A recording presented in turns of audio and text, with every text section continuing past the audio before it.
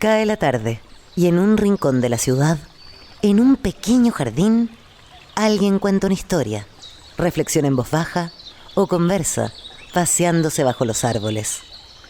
Es hora de volver a casa, bajar la velocidad y darle tiempo al tiempo. Christian Warnken nos abre la verja de su jardín para que respiremos aire puro y oxigenemos el espíritu. En Pauta, aquí comienza Desde el Jardín. Una presentación de AFP Habitat, presentes en tu presente, preocupados por tu futuro. Y Grupo Educar, construyendo el futuro de la educación técnico-profesional en Chile. Lo esencial de toda exploración será volver al propio jardín y ver las cosas por primera vez, decía el poeta T.S. Eliot. Muy buenas tardes, queridos y queridas radiovidentes que al escucharme me ven caminar por este jardín de fin de mundo, pisando las hojas del otoño. Nos queda un otoño, ciudadanos. Para mí la estación más gloriosa, por lo menos aquí en la región metropolitana. La estación más bella de todas. Soy feliz en otoño. Y hay que estar atento a las actividades interesantes, otoñales, que ofrece la ciudad en el panorama cultural, literario, para los cinéfilos, la música también, etcétera. Y hay un ciclo del Centro de Estudios Públicos. Siempre el CEP hace cosas bien hechas y buenas cosas. Hemos tenido invitados acá por diferentes ciclos y actividades. Y hay un ciclo del CEP que yo no quiero perderme. Ya me perdí uno, lo que es un dolor terrible. Ayer, lunes 1 de junio, partió el ciclo del CEP que lleva como sugerente título Stanley Kubrick, Guerra, Deseo y Futuro. Pero Kubrick no está solo. Eso ya daría el valor asimismo al ciclo, sino que está acompañado, o el público que va a ser guiado en una conversación muy interesante, no me cabe duda, por René Naranjo, un hombre que evidentemente ama el cine y el buen cine. Todos lo conocemos, editor y conductor de Cultura y Espectáculo, de la radio Bio Bio, ha escrito columnas en el Mercurio, La Tercera, el Clinic y probablemente otros medios. También escribió una columna, le vamos a preguntar, en el Cahiers du Cinéma, en la mítica revista Cahiers du Cinéma. Editor de las últimas noticias del programa Revolver en Televisión Nacional.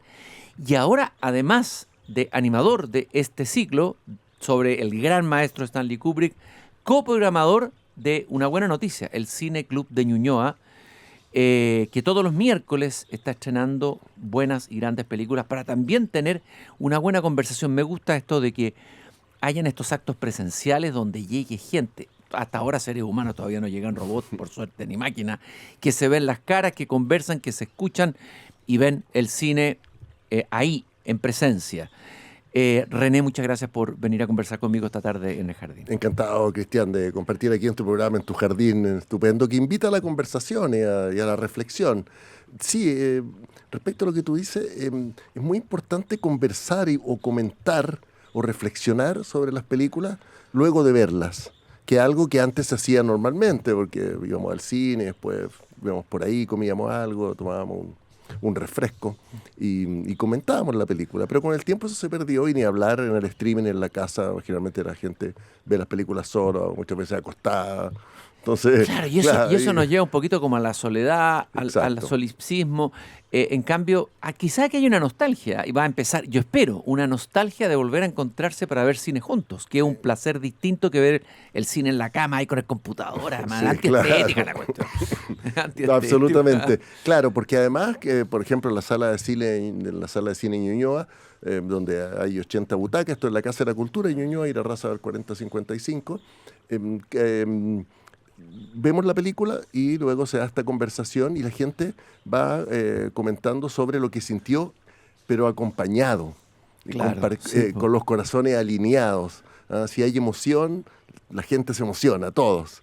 Claro, y es como... Si hay miedo... Claro, es interesante porque es un poco lo que ocurre con los círculos de lectura que han proliferado, los clubes de lectura, sí, que la gente se reúne a comentar un libro, que también podría ser una actividad tan solitaria, pero sin embargo es distinto comentar y leer un libro juntos, ¿no?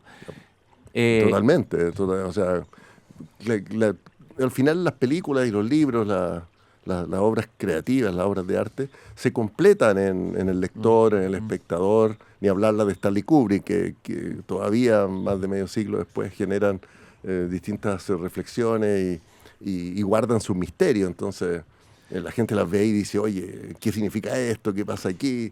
Al final del programa, antes de despedirnos con nosotros, te voy a pedir que me cuentes qué es lo que viene en el Cine Club Ñuñoa, vamos a hablar de eso. Pero quiero que partamos hablando de este ciclo CEP de Stanley Kubrick, Guerra de Soy Futuro. Yo dije que lamenté haberme perdido de verdad la conversación porque si hay una película que a mí me marcó en mi vida, siendo muy joven, ¿qué año se estrenó? Habrá estrenado en Chile la película. Es 1969, 70, estuvo 2 años en el cine Santa Lucía, o sea, la pudiste haber visto. Yo creo que la vi el 71, yo creo que fue justo antes del golpe, 72 pude haberla visto. O sea, yo tenía 12 años, una cosa así. Imagínate. Claro. Ya, y recuerdo, no sabía lo que iba, solo sabía que iba a algo muy moderno, CinemaScope, que se anunciaba con gran producción, una nueva manera de ver cine técnica, etc. Pero y me acuerdo que la película la cortaron en la mitad, había como una pausa. Hay un intermedio. Un intermedio, ¿ah? Era interesante eso. Y la conmoción que me produjo la película, creo que pocas veces la he sentido después en una película. Impresionante como algunas películas te marcan para siempre y las imágenes nunca se olvidan. ¿Qué es lo que nos conmueve tanto, crees tú, y qué te conmueve a ti en 2001 Odisea del Espacio de Kubrick? Que la vimos ahí en sala llena, en el CEP, una muy buena conversación después, la gente con muchas inquietudes, por supuesto, ¿no? El monolito y todo lo que pasa allí. La película conmueve porque es misteriosa, porque su sentido se resiste a la interpretación. Y eso es lo que Kubrick sabía hacer muy bien. Y por eso hoy, 58 años después, esa y otras películas, nos siguen fascinando porque no está todo dicho, no es todo evidente. Al contrario, el signo está oscurecido. ¿Ah? Y qué mejor ejemplo que el monolito rectangular negro. ¿Y eso es algo que Kubrick repite en otras películas? Siempre Kubrick deja un misterio. En El Resplandor. También, El Resplandor. El Resplandor, ¿qué pasó en ese hotel realmente? ¿Estaba Jack Nicholson antes? ¿Estuvo ahí? ¿Es una reencarnación? Absolutamente. En Nacido para Matar, que es la película del lunes 8, la que vamos a ver, la guerra, uno de los temas más importantes y más recurrentes en Kubrick. Nacido para Matar es una película que en apariencia es una película sobre la guerra de Vietnam, pero está todo desmontado, el mecanismo narrativo de la guerra, y está filmada en Londres, a media hora de donde vivía Kubrick, y en esa reconstrucción falsa, digamos, hay algo que uno dice, oye, pero esto está raro. Está raro. Esto no es Pelotón, esto no es Vietnam, claro. Esto no es Apocalipsis ahora. ¿Y qué era lo que quería hacer Kubrick ahí, tú crees? Quería generar una inquietud permanente en el espectador y que las películas nunca perdieran su misterio. Él hizo pocas películas, en total hizo 13, ¿no? Y las que más vemos y todo son 8, ¿no? Entonces, pero él quería que la ambigüedad de su discurso, del tratamiento de los elementos que componen la película, de todo, de los actores, de los diálogos, ni hablar de estos signos misteriosos como el monolito, permanecieran. Y para eso no tenía que liberar su significado. Tenía que hacer, eso logra, por eso la película te marcó a ti y a mí y a la mitad de la humanidad probablemente. Y las teorías son miles sobre el monolito, miles claro. distintas, todas interesantes, claro. Algunas más burdas, más literales, otras más profundas, etcétera. Puede tener una lectura filosófica, religiosa, bueno, tiene miles de lecturas. Volvamos a 2001 Odisea del Espacio, perdona mi obsesión, a pesar que la película ya se estrenó. A ver, ¿qué es lo que se abrió en esta película para el género de, por decirlo así, ciencia ficción? ¿Qué es lo que abre Kubrick, qué inaugura? Yo creo que es una película matricial en ese sentido, ¿no? O sea, absolutamente. No hay Alien, el octavo pasajero, sin 2001. No hay Star Wars sin 2001. No hay la película Gravedad, no existe sin 2001. Él construyó el relato del espacio, el espacio donde no hay sonido, el espacio mudo, apabullante, ¿no? Donde cae el astronauta. Y codificó todo con una puesta en escena realista, y eso es lo realmente atrevido y tremendamente arriesgado que hizo Kubrick en la película. Mostró el espacio exterior realistamente. Entonces, las azafatas le llevan la comida, ¿te acuerdas? Sí, en estos jugos, en estos como licuados, ¿no? a los astronautas y se muestra todo con detalle, cómo se sacan las pequeñas naves de esta gran nave matriz Discovery, ¿no? Y además plantea la película un discurso filosófico profundo, porque acuérdate que los primeros 20 minutos son de estos grandes simios que aprenden a manipular un fémur, un hueso, como un arma, ¿no? Y que descubren que después que aparece el monolito, esto que parece ser la inteligencia o Dios o lo sagrado, en fin, ahí van apareciendo los significados, pero claro, en los hechos, después de ver el monolito, empuñan el hueso y matan.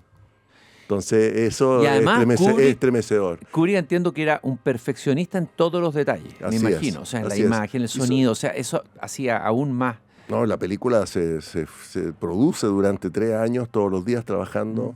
Kubrick tenía una gran casa, dicen los que fueron, que tenía 80 habitaciones, entonces, no sé, 20 o 30, no sé, era el taller, el estudio, tenía todo, tenía para montar, para hacer efectos, todo, en fin, estaba siempre trabajando, y eso también hizo que muriera a los 70 años, ese perfeccionismo. Cuando hacía las películas dormía 3 horas. Una vida desgastadora. Desgastadora. Y a lo mejor pudo haber hecho más si no hubiera sido tan perfeccionista, ¿no es cierto? Exacto, claro, porque fíjate que entre Full Metal Jacket, Nacido para Matar, que es la que damos en el CEP el lunes 8, y su última película, Ojos Bien Cerrados, con Tom Cruise y Nicole Kidman, del año 1999, pasan 12 años sin que haga una película. Qué impresionante. Claro, 12 años en que está buscando, y él intelectualmente era sumamente inquieto, entonces siempre estaba leyendo desde un cuento publicado en una revista hasta un gran libro. Cada una de estas películas nace de la lectura de una novela. 2001 nace de una novela, ¿no es cierto? Claro. Y también esta película... ¿cómo se llama? Nacido para Matar. Full Metal Jacket, Claro. bueno, Nacido para Matar, también nace una novela. ¿Y qué es lo que hace ahí Kubrick? Hace la destruye. lo que quiere, Lo que como quiere. hacía Raúl Ruiz con los libros que leía y lo convertía Así en películas, ¿no es Así es. cierto? Lo que pasa es que Kubrick se inicia en los años 50 dirigiendo 2 películas que no le gustan, y de hecho las oculta después, las 2 primeras películas, y es muy difícil verlas. Y luego, a partir de la tercera, se da cuenta que lo que él le sirve es adaptar libros. Dice, no, yo no me voy a arriesgar con una historia propia, voy a tomar una historia Y eso lo usa. de otro, y esto lo destruye. Y eso le costó, por ejemplo, con Stephen King, que Stephen King lo odiara. Ser indignado. No, pero todavía lo odia. Todavía lo odia. Todavía, sí, pues han pasado 46 años de la película. Y no lo perdona. No lo perdona porque Stephen King, sí, con cierto orgullo, digamos, pensaba que esta era su mejor novela hasta la fecha, y Kubrick le cambió aspectos fundamentales. Y uno empieza a decir, esos son los pocos casos que uno dice que es mejor la película que la novela. Exacto, tal vez. Claro. No, yo creo que lo es. Y reclamó, fue a todos los programas de televisión que pudo hablar mal de Kubrick. No, es bien impresionante. Fíjate, bueno, los celos, el ego. Es parecido con lo que pasó con Andrei Tarkovsky, que hizo una película de ciencia ficción en este momento de la Guerra Fría, Estados Unidos 2001, y hace Solaris. Extraordinaria, obra maestra. Solaris. Obra maestra también, pero el autor, que era un autor de ciencia ficción polaco, autor de Solaris, estaba también indignado con Tarkovsky, ¿no? Porque está también... gran escritor, Stanisław Lem. Maravilloso Tremendo, escritor de ciencia ficción. Oye, espérate, también Kubrick partió como fotógrafo, ¿no es cierto? Ya. Sí. A ver, ¿cómo es ese tránsito de la fotografía al cine? ¿Cómo se nota eso Kubrick en el cine era que hace? muy precoz, él venía de una familia judía de Nueva York, ahí de una raíz judía muy clara, pero era ateo y no quería ser parte de nada que tuviera que ver con el judaísmo. ¿No? O sea, no estaba en su mente, digamos, sino que quería él poner en cuestión todo. Y por eso también hacía Habló Zaratustra abriendo la película de 2001. Lógico, ni más ni menos. ¿Qué dijo Zaratustra? ¿Qué dijo Nietzsche? Sí. Claro. ¿Qué dijo Nietzsche? Y la muerte de Dios, etcétera. Claro. Y el proceso o sea, también hay una lectura nietzscheana de 2001, que anoche, o sea, que en el CEP la desarrollamos. Se surgió. Surgió, sí, porque había unas personas que habían Siempre leído. hay unos nietzscheanos por ahí, dando vuelta incluso en las veladas de Entonces, cine. claro, Kubrick le va muy bien tomando fotos, es un gran fotógrafo, y termina haciendo portadas de Life y de otras revistas importantes en los años 50, los años 40, después de la guerra, fines de los 40, principios de los 50, y ahí decide lanzarse a las realizaciones, muy precoz, hace su primera película la hace a los 27 años. Y desde el punto de vista visual, ¿cómo poder ver cómo trabajó la visualidad, la mirada Kubrick en el cine? Sí. Eso es formidable, ¿no? Y es único. Yo creo que justamente en películas como 2001, especialmente, él apuesta por una visualidad hipnótica. Seguramente a ti también te Esa es pasó la de palabra, niño. absolutamente hipnótica. Hipnótica, yo he visto, no sé, 10 veces la película. Y uno queda hipnotizado. Y hay tantas secuencias que son solo imágenes y música. Lo otro que hace Kubrick, después justamente a partir de 2001, es que no utiliza música original, solo música que ya existe. Entonces hacía Habló Zaratustra, el poema sinfónico de Richard Strauss. Y mezcla el música Requiem. clásica y música moderna, contemporánea. Claro, en Full Metal Jacket son canciones de los años 60, pero bueno, está la gran secuencia en 2001 de las naves que bailan el vals, así como... No, que eso no tiene igual. No, el Danubio Azul, las naves. No, es que no, eso no tiene igual en la historia del cine. Yo me emociono cada vez que la veo. Mira, te pasa lo mismo, a mí me pasa exactamente igual. Claro. Y se la hago ver a mis hijos. Muy bien. Algunos les ha vuelto loco y a otros todavía no logro convencerlos. Entonces, solo para terminar la idea, sí. la visualidad es muy, muy importante. Casi siempre él está con un gran angular, la cámara va hacia atrás o hacia adelante, una cámara que se mueve mucho, como en El Resplandor, en la famosa paseo del triciclo, del niño del triciclo. Claro, el trabajo del sonido es espectacular. Y está lleno de detalles las películas, misteriosos, diría yo, que hacen y de signos, y que pueden transformarse en símbolos, claro. Indicios, no sé cómo llamarlo. Exacto, por ejemplo, en Ojos Bien Cerrados hay un personaje muy especial, que es el que interpreta el cineasta Sidney Pollack, que donde viene toda esta ceremonia, ¿viste? Este ritual que tienen de la secta, y esto está marcado por 2 golpes de bastón, ¿no es cierto? Una secuencia de golpes. Ahí estamos escuchando la música de esta secuencia. Impresionante. O sea, ahí uno echa de menos a Kubrick, ¿no? ¿Quién va a filmar algo así hoy día? ¿Cómo se atrevió? No, claro. Entonces, y después en otro momento, ese mismo personaje, Ziegler, el de Sidney Pollack, que parece que está involucrado en algo más siniestro con la secta, ¿te acuerdas? Sí. Golpea una bola de billar 2 veces en el marco de la mesa. Sí, entonces uno dice, Kubrick hace que ciertas situaciones, sonidos, imágenes te resuenen en el inconsciente. Claro, y de repente puede ser un cuadro porque va pasando a alguien al lado y no sé que ese cuadro algo decía, Exacto. Era un indicio, algo. Oye, quiero volver por última vez, no sé por última vez, pero vuelvo obsesivamente a 2001. Una de las ideas también de este ciclo es mostrar películas que siguen teniendo resonancias en la actualidad, o sea, pueden ayudarnos a leer incluso nuestro tiempo, ¿no es cierto? Bueno. Y aquí es claro la famosa escena del computador. Del computador de HAL, cuando se revela de alguna manera frente a los ¿cómo se llama? A los 2 astronautas. A los astronautas. A Dave y Frank. Frank. Ese diálogo, ábreme la puerta, por favor, abre la puerta. Me temo que no puedo hacerlo, Me temo que Dave. no puedo. Bueno, ese diálogo hoy tiene una resonancia con el tema de la inteligencia artificial. Cristian, había en el CEP una muy buena parte de la concurrencia, como te digo, estaba llena la sala, que no había visto la película. Y su primer comentario fue, oye, cómo muestra la inteligencia artificial. Imagínate, yo te la 60 y tanto. Claro, el 68. Entonces, justamente la humanización, lo monstruoso, digamos, de HAL 9000 es su humanización. Claro, porque ahí aparece además la soberbia, aparece el deseo criminal, aparece... La locura también. La locura, una cierta locura, claro. Y al final, en fin, toda la parte final en que lo están desconectando... En que ahí el hombre toma el control, tiene que tomar el control. Y que es una batalla, algunos dicen que se va a dar, o que, bueno, hay 2 maneras de entender la inteligencia artificial. Acaba de salir la encíclica del Papa, es decir, estamos en un momento caliente, perfecto. Pero perfecto para ver 2001. Haber visto 2001 dice la especial. Nos queda tan poco tiempo y tan entretenido, René. La película que ustedes van a mostrar en el CEP el lunes a las 7 de la tarde. Lunes 8. Lunes 8, centro... ¿7 de la tarde? 6. 6 de la tarde, Centro de Estudios Públicos. Oye, voy a tener que dejar grabado el programa para poder ir. Te esperamos. Pero quiero ir a verla. Con uno de mis hijos que es fanático de Kubrick. Nacido para Matar, que es una película que no es tan vista y que fue súper incomprendida. Yo estaba muy joven, estaba empezando a escribir de cine cuando se estrenó, en 1987, y a mí también me desconcertó. Porque Kubrick hacía eso, hacía una película muy distinta de la otra para desconcertar a las críticas. Claro, había una espera, estaban esperando algo y Exacto, y él salía con una cosa que no tenía nada que ver.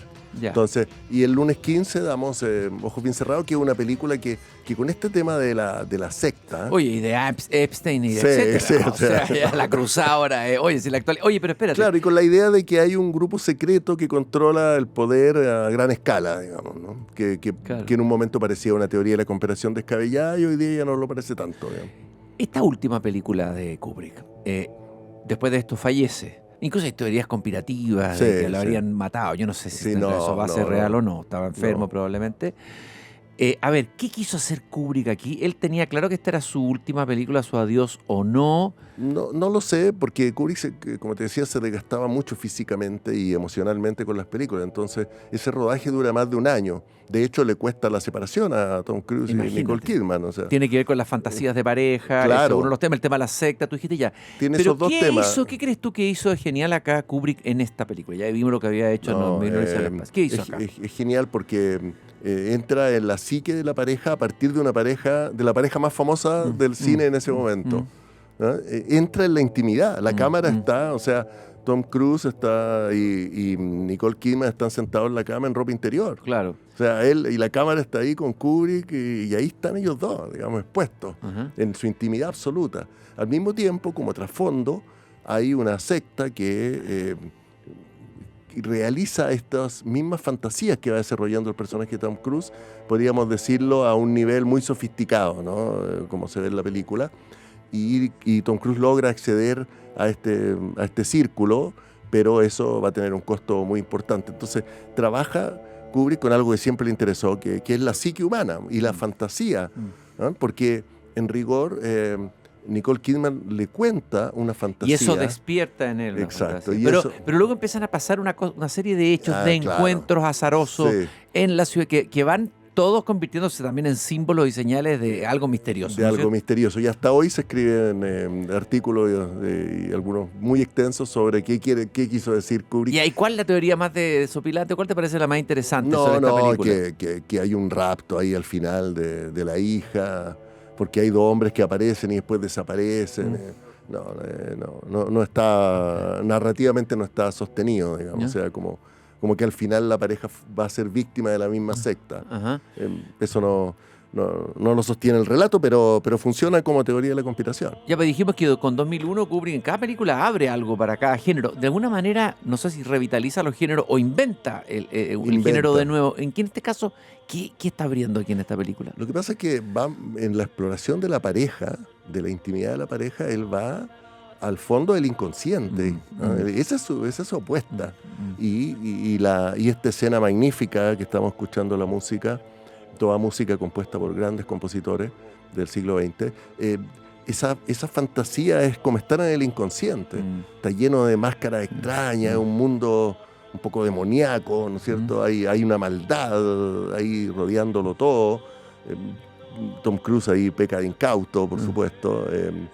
Y va Kubrick hasta lo más allá de ese deseo inconsciente que es muy difícil de mostrar en el cine. Y aquí se movilizan esas fuerzas antagónicas, Eros y Tánatos, ¿no es Por cierto? supuesto. Están en absoluta... Absoluta. Ahora, incluso la fiesta, que es un hecho que ocurrió, pareciera que fuera un sueño o una pesadilla, ¿no? Exacto, muy buen punto, ¿Cierto? Cristian. Además, además lo que hace Kubrick es que relativiza, que eso siempre lo hizo, relativiza la realidad. ¿Ocurrió esto realmente? ¿Ah? ¿Lo soñamos? ¿Esto pasó? Él sabe crear una aparente, como te decía con Nacido para Matar, él sabe crear una aparente realidad. Porque ese Nueva York que se ve está reconstruido en estudio. Ese no es Nueva York. Imagínate, y es Nueva York. Claro. Pero claro, y no es. Claro. Entonces, en eso uno está mirando la película y dice, pero ¿esto es Nueva York o no es Nueva York? Sí, ahí ¿Te te fijas? saca al lado porque Kubrick, Claro, lo que claro. se- Entonces, con esas cosas, con esos detalles que engañan la mirada, Kubrick está enviándote señales al inconsciente. Entonces, En el fondo te está hablando el inconsciente. absolutamente. En todas las películas. Y además las imágenes hablan, en este caso las máscaras tienen un papel muy importante, el color rojo en ¿Qué? Kubrick siempre, el círculo, Sí, por el decir toda círculo esta escena, el círculo está asociado al mal, ¿no? Sí. En el Doctor Insólito, ¿te acuerdas que Sí, Doctor Insólito. está esa war room, Sí, esa sala de sí. guerra, que todo es circular, en fin, Está Barry Lyndon también como gran película. Qué gran película. Qué gran película, sí. Bueno, te nos Sí. quedan tantas para comentar. Sí. La Naranja Mecánica, etcétera. Sí. En fin, un genio del cine, un maestro del cine, bueno, qué decirte. Yo creo que el director más importante, yo diría, me atrevo a decir. Sí, no sé si puede ser injusto. más fascinante para volver a ver sus películas y descubrir detalles e interpretaciones nuevas. Y 2001 es la cúspide de eso. Sin duda, una de las 3 mejores películas de la historia del cine. O sea, De todas maneras. no hay ninguna duda de Entonces, el próximo lunes, ya lo saben, a las 6 de la tarde, en el Centro de Estudios Públicos, va la segunda película Así es. de Stanley Kubrick. Y luego, Ahí- el lunes siguiente, Ojos Bien Cerrados. Hay que inscribirse. Hay que inscribirse por la ahí página. pueden seguirme en Instagram, @René Ya. Naranjo. Ahí yo estoy publicando la información. Ya, perfecto. Y O ver mi Instagram. brevemente, cuéntanos el Cine Club de Ñuñoa, nos quedan pocos minutos. Ah, sí, muy Y breve. ahí, ¿qué es lo Yo- que van a estrenar? ¿Qué van a mostrar? ¿Qué Mira, quieren el domingo 31 de mayo, Clint Eastwood cumplió 96 años de edad. Impresionante. Sí. Y sigue haciendo cine. Bueno, tal vez porque ha seguido haciendo cine. Se había y- hablado de que iba a ser una nueva película y ya el hijo Kyle salió y dijo no va más. Mi papá se retiró. ¿Ya? Eso lo dio a conocer en la mañana del lunes, ¿Ya? al día siguiente. Y no hay más cine de Clint Eastwood, pero bueno, hay más de 40 largometrajes. Hay películas extraordinarias. Nosotros vamos a dar 3 películas en el Cine Club de Ñuñoa, en la sala de cine Ñuñoa, y Casa de la Cultura y Arrasal 4055. Vamos a dar 2 de sus grandes fracasos y a la vez 2 de sus películas, que además fueron sus películas más personales, ¿Ya? que fueron Cazador Blanco, Corazón Negro, de 1990, Sí. que fue un fracaso rotundo. De taquilla. De taquilla. Claro. Artísticamente no, por supuesto, Una por gran eso, película, por sí. eso la damos. Y donde interpreta a un director de cine que va a hacer una película Sí, de África en los sí. años 50. Y después, eso es el 3, y después el 10 de junio, damos la película más desconocida de Eastwood, donde interpreta a un cantor folk que recurre junto a su hijo a distintos pueblos de Estados Unidos en la época de la Gran Depresión, Ajá. que se llama Honky Tonk Man.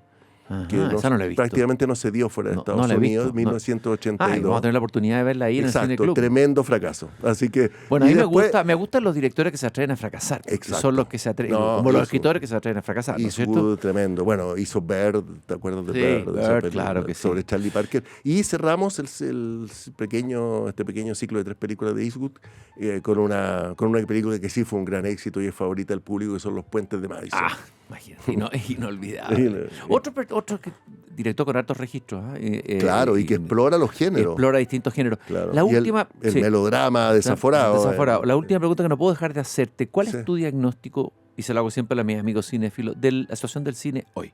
Optimista, pesimista, tú, René, El ¿qué amas cine está el en cine? plena transformación. El cine está en plena. Hay gente que dice que el cine está muriendo. No, está más vivo que nunca. Hay más películas que nunca. Hay más formas de hacer películas que nunca. Lo que pasa es que, claro, el cine que nosotros amamos, digamos, el de Kubrick, el de Eastwood, el de Scorsese, el de Spielberg, que viene con una nueva película, ahora el Día de la Revelación. Ese hay que verla de todas maneras. Hay que verla de todas maneras. Se está despidiendo.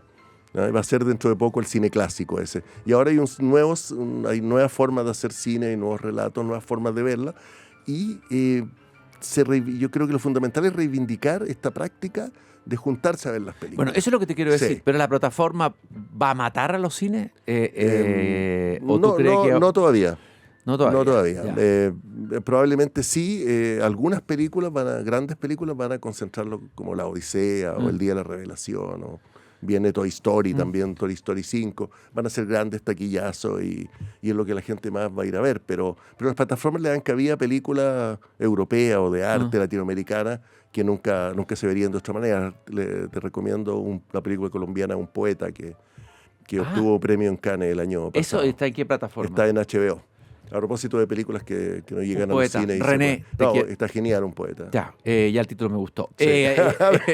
Querido René, muchas gracias por Encantado, venir a compartir con nosotros esto. Qué maravilla. Celebramos que haya una sala de cine club en Ñuñoa, que esté dando cine los días miércoles. Celebramos que el CEP está haciendo este ciclo.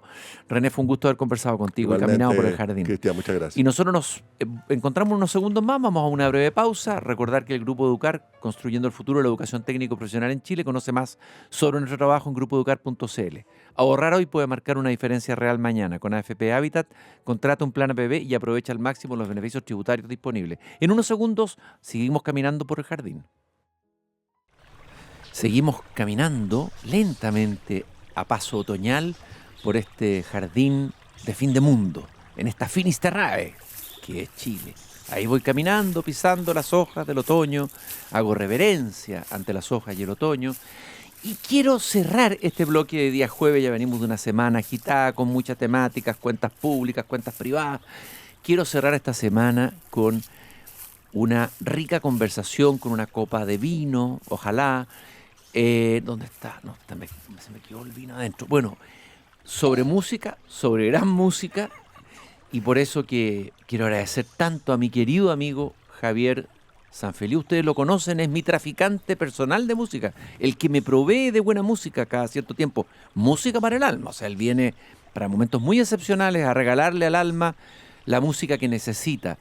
Él es director creativo independiente, ha participado en múltiples proyectos muy importantes que tienen que ver con haber sido director de radio, haber programado musicalmente la música de esta radio, haber participado en un proyecto muy bonito de reconstrucción y recuperación del centro de Santiago, haber participado en ese proyecto mitológico del que fuimos parte y ya es leyenda, el desembarco de Los Ángeles.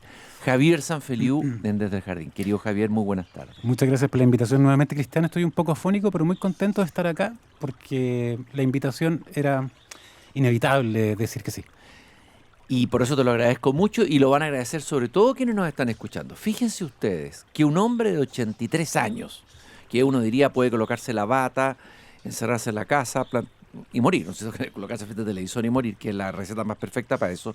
Un hombre de 83 años nos demuestra que cuando la creatividad está viva se puede de nuevo empezar. Y nos sorprende, a mí me sorprendió cuando supe que Paul McCartney había, digamos, mostrado, publicado este nuevo disco, un disco que tiene que ver además con nostalgia, con su infancia. Bueno, nos va a contar todo eso Javier acá. Y vamos a hacer una cata para que ustedes después lo escuchen en completo y bien. Una cata, como se hace una cata de vino, una cata de música. Eso es lo que hacemos siempre con Javier, del último álbum de Paul McCartney a sus 83 años. Cuéntanos un poco la historia de este álbum, Javier. Es muy interesante tu introducción porque venía pensando justamente en el tema todos estos términos que ponen en inglés hoy día, el aging, que en el fondo es como la gente vieja, sí. que a los 83 años uno lo imagina efectivamente con pantuflas, sí, esperando que llegue la parca y se lo lleve. Sí. Y sin embargo, lo que hace McCartney es comprobar que a los 83 años puedes tener una energía impresionante.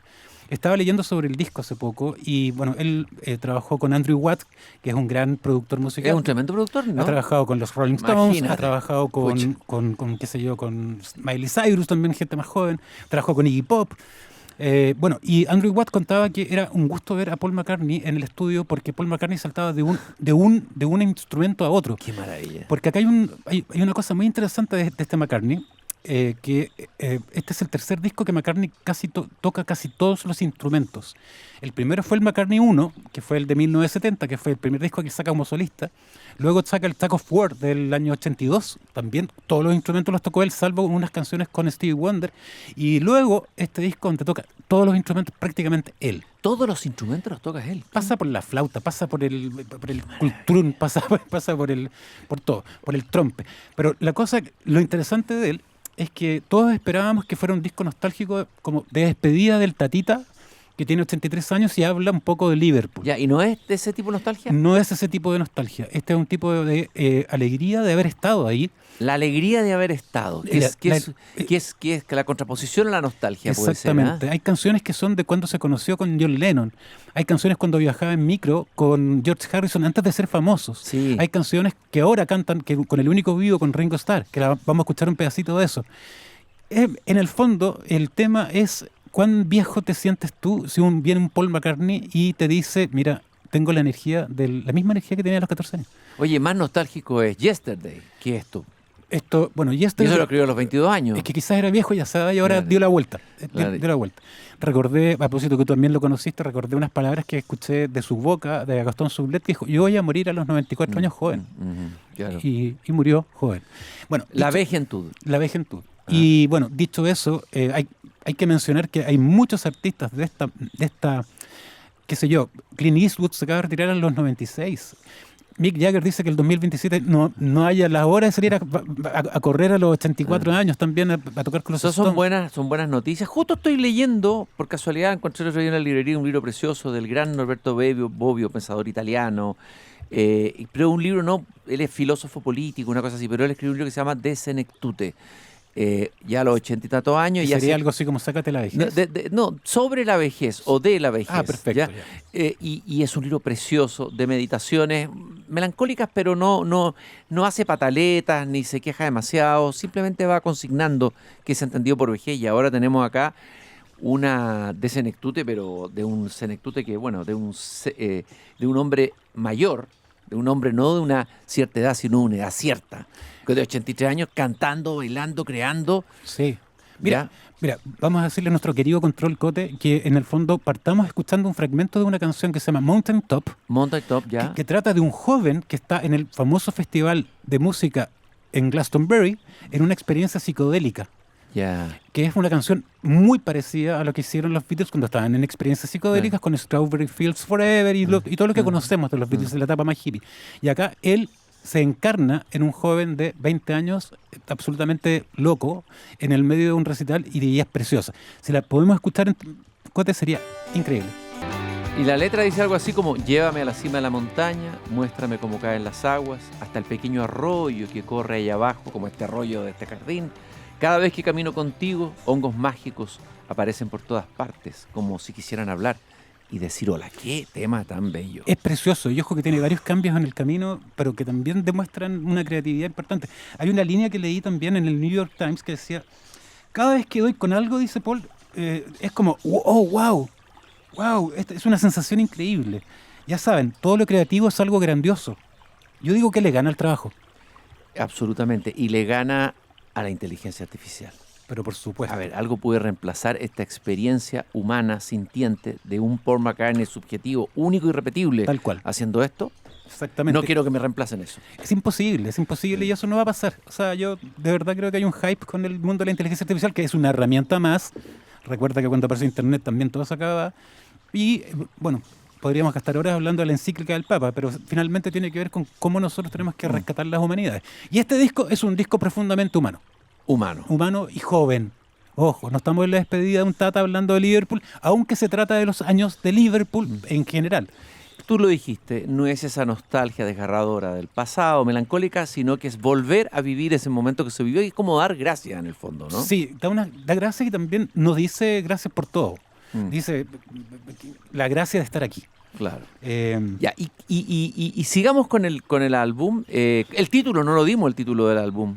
El título es The Boys of Dungeon Lane, que es como el pasaje de Dungeon donde se conocían todos estos muchachos de Liverpool. Es como el barrio, el lugar donde vivían. Y hay una cosa muy interesante también. Paul McCartney tomó la decisión de publicar el primer tema de este disco en una radio local de ese lugar. Ah, qué gran... No se escuchó en internet en ningún lugar. Qué maravilla. Lo tocó para su gente. Son cosas que se pueden hacer. Todavía... Son pequeños actos de resistencia íntima. Yo le digo, yo lo nombré hace rato como la resistencia análoga. Eso.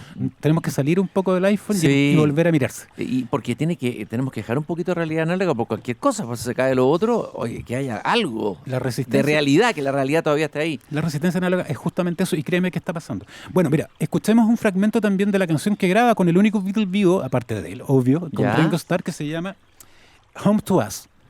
Una canción tremendamente liverpuliana, porque hablan de este es nuestro territorio, esto es nuestro pueblo, esta es una casa para nosotros. Y la letra me llama la atención porque dice, el lugar donde vivíamos podría decirse no era gran cosa, pero era nuestro hogar. El mundo a nuestro alrededor no era seguro. El lugar se estaba derrumbando, pero era mi pueblo natal, esa Liverpool que fue bombardeada en la Segunda Guerra Mundial, donde cayeron creo que 90.000 casas. Es decir, tuvo que ser reconstruida prácticamente, hubo miles de muertos. O sea, ese era el lugar natal de Paul McCartney y de los Beatles. O sea, un territorio obrero, porque estaba todo Inglaterra reconstruyéndose, no había trabajos formales, era básicamente cómo levantamos de nuevo el país. Pero bueno, ahí nacen estos niños con este espíritu, que es muy especial. Es interesante, en el fondo ellos crearon esta revolución musical desde las ruinas de un mundo que se había hecho pedazo en la Segunda Guerra Mundial, ¿no es cierto? Justamente, y bueno, la leyenda cuenta que también los Beatles, cuando ya emergen y se transforman en un fenómeno, el primer ministro de apellido Wilson es el que decide... Sí, el famoso Wilson. Decide que ellos van a ser la cara de Inglaterra. Entonces también el propio Estado inglés apoya el resurgimiento o el crecimiento de la banda. Entonces, Esas son las cosas maravillosas que tiene Inglaterra, que es rescatar elementos de su identidad en la música, lo que sea, y levantarlo y colocarlo ahí como lo que hay que mostrar de lo que somos. son preciosos isleños, pues son Sí, isleños. sí, y, sí. sin embargo, como isleños, gobernaron el mundo. Sí, efectivamente. Es precioso. Hay un tema de reconstrucción interesante con respecto a eso. Bueno, aquí no tienen que reconstruirse ni Paul, ni Ringo, ni nadie. En el fondo, aquí estamos escuchando a una persona que se mantiene vigente y que demuestra nuevamente de que el estado de la vejez es básicamente algo mental. Te puede doler un poco más la espalda, evidentemente. No, si duele harto. Quiero decir. en algún Y las momento. rodillas también. Las rodillas, cosas que no suceden. nos pasemos película, eso sí, pero está claro que el espíritu cuando está vivo, cuando está activo, cuando el ánimo está arriba, todo sube, la inmunidad, las defensas, todo. O sea, eso no cabe duda. Bueno, la otra vez leí a Aristóteles y me encontré que Aristóteles decía que la música era llevar al Dios dentro. ¿Y sabes Claro. cómo se dice eso en griego? Enteos. No, entusiasmo. Entusiasmo El es eso, el entusiasmo- enteos. Bueno, Significa los dioses en nosotros. exactamente. Sí. Y lo que dice, o sea, evidentemente Paul lleva el entusiasmo adentro y lleva al Dios dentro. Claro. A los dioses Los dentro. poetas, decía Platón, están poseídos por el entusiasmo. Y los músicos también, desde luego. Justamente, esa cosa que te llega desde el daemon, Sí. porque la inspiración te llega, no eres tú. Sí, Alguien- viene alguien de te otra lo manda. parte, ojo, Eso no es esotérico, es eh, una realidad. y es un misterio. Es un misterio. Nuestro inconsciente. Hay Ojo. y los artistas vendrían a ser los verdaderos canalizadores y estamos hablando del canalizador más importante del siglo XX y probablemente también del siglo XXI. Digámoslo. Y que pasa ojalá que por sea los- del 22 y del 23, ¿ya? Que estamos Eso dando, ya sería vampírico, pero... estamos dando la batalla. Oye, ¿cuál es el tercer tema que nos vas a presentar de este maravilloso álbum juvenil El de tercer Paul tema- McCartney a sus 83 años? El tercer tema de esto, perdonen, estoy un poco afónico, es Lost Horizon, que es... Escuchémoslo, para que vamos a rellenar con aquello. Qué bello. Es la historia de una locomotora, de un tren que seguramente escuchaba cuando niño, me imagino, el carbón de la locomotora y su silbato cortando la noche. Justamente. Todavía recuerdo ese sonido. Y ahí dice, ese sonido puede elevarme, ese sonido puede volverme loco, y este verso tremendo, poético, ese sonido puede llevarme de regreso al horizonte perdido. Un poco teleriano eso. Muy de Teliete, es decir, la nostalgia de los trenes que parten bajo la lluvia. Justamente, ¿no? los trenes que parten bajo la lluvia. Bueno, sí, es un retorno a la infancia. Sí. Pero con una alegría finalmente. Sí, por eso digo, no hay una despedida. Es como aquí, porque él lo dice en un momento, el tiempo hace que cada instante cuente. Eso es Kairos, el verdadero momento, como tú decías, ¿no? No es que él vuelva al pasado desde ahora al presente, no. Él revive esto como el presente, y lo Justamente. revive en la música. Justamente. Bueno, estamos hablando de un disco, estamos hablando de The Voice of Tangent Line, que es el último disco de Paul McCartney, que volvamos a repetir por si usted acaba de entrar a la sintonía de Radio Pauta 100.5 Y que estamos caminando por el jardín. y que estamos caminando por el jardín, es que en el fondo estamos hablando del tema de un McCartney que sigue siendo un adolescente en un cuerpo de 83 años. Y con un recuerdo que no es la saudade, sino que es como la alegría de haber estado ahí. Y poder contarlo de esta manera. La última canción... porque- Me salvé, me vino la frase del final de Moby Dick, del personaje que salva el naufragio, y dice, me salvé para contarlo, o sea, el naufragio de toda una generación, de los que murieron antes, en fin, me salvé para contarlo, para cantarlo, diría Paul McCartney, ¿no? Sí, mira, y por eso guardamos para el final de esta pequeña introducción al disco que, por favor, vayan y búsquenlo, están todas las plataformas, en YouTube, en Spotify, escúchenlo con calma, busquen las letras, véanlas en internet. Es un disco que hace bien, es un disco que te mantiene arriba. Todavía nos quedan unos minutitos, vamos a poder escuchar la última canción completa y despedirnos y llorar como hay que hacer con las canciones y también bailar, ojalá saltar como Paul McCartney, ¿no es cierto? Lo interesante de Paul McCartney es que, a ver, la muerte de John Lennon no fue buena para McCartney en una primera etapa y quedó él como detrás y como el gran leyenda era Lennon. Sin embargo, la figura de McCartney ha ido creciendo y hemos tomado conciencia de lo importante que ha sido él como músico y como creador dentro del grupo Los Beatles y también él como creador individual. O sea, es un gran músico y un gran creador. Esa es una discusión tan grande. Yo me acuerdo que me tocó dirigir una radio del rock, una radio amiga, la Radio Futuro, y la típica pregunta, ¿qué es mejor, los Rolling Stones o los Beatles? ¿O qué es mejor, Paul o John? La verdad que no hay una comparación, son personalidades bastante distintas, pero y complementarias. y complementarias en su momento. Pero si yo tuviese que miserablemente elegir, que no Ya. quiero hacerlo, Contra la espada y la pared. contra la espalda y la pared, yo me quedo con Paul. Te quedas con Paul Me McCartney. quedo ¿Por con Paul. qué? Porque Paul es un optimista. Paul es un tipo que siempre estuvo mirando hacia el positivismo, por llamarlo de alguna manera. El término no es positivismo. Es un tipo positivo, es un tipo alegre, es un tipo romántico, es un tipo simpático, un tipo chistoso. Una de las canciones más lindas de los Beatles es la dedicada a su perro, a Marta.